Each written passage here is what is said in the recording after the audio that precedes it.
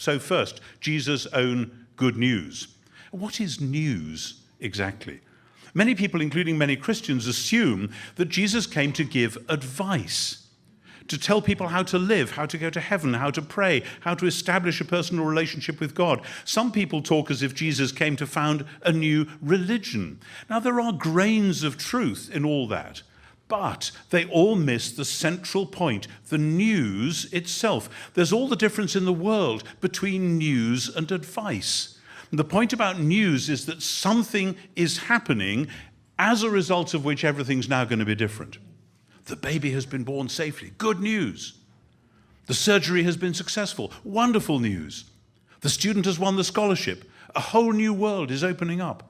Something has happened which unveils a new future and which then generates an interim time between the event itself and that ultimate future. The baby will be taken home and will grow up. The patient is still weak but will convalesce and return to normal. The pupil must now prepare for an exciting academic career and so on. So what news was Jesus announcing? The news is rooted in Israel's scriptures, not least in Isaiah 40 to 55. And the good news there, and in subsequent Jewish expectation, particularly in Daniel, is that Israel's God, Yahweh, is at last taking his power and reigning.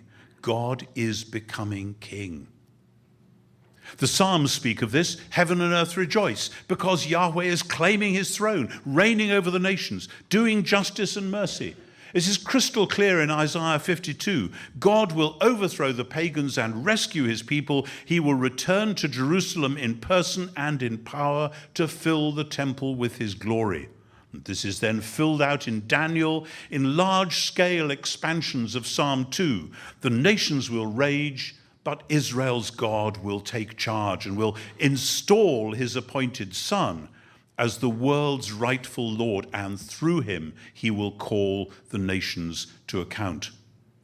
Plenty of Jews in Jesus' day were longing for this to happen. There was no one-size-fits-all pattern of expectation, but rather a set of swirling possibilities, always with the scriptural narrative reaching its climax. The long story would arrive at its goal. The powers of the world would be overcome, and God would take charge of the world in a whole new way. Modern Western Christians, on being told that Jesus redefined Jewish expectations, usually assume that this means he was rejecting political or this-worldly Jewish meanings and offering spiritual or heavenly ones instead. This is simply wrong. When Jesus said to Pilate, "My kingdom is not of this world," the Greek makes it clear that he means that his kingdom is not from this world, ektu kosmou tutu.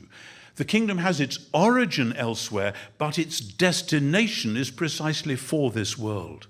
That's why the Lord's Prayer prays, "Thy kingdom come on earth as in heaven." But how? Jesus' answer, key to the good news and the good life, is the radical redefinition of power itself. The rulers of this world, he said, get what they want by bullying people and tyrannizing them. But he says, we're going to do it the other way.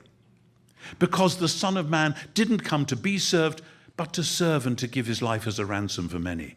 And Jesus drew together kingdom texts from Isaiah and Daniel and elsewhere, not to say that power was irrelevant, or that the only thing that mattered was what would happen to you after you died, something he hardly ever mentioned, by the way, but to insist that the kingdom would come through the all-conquering power of self-giving love.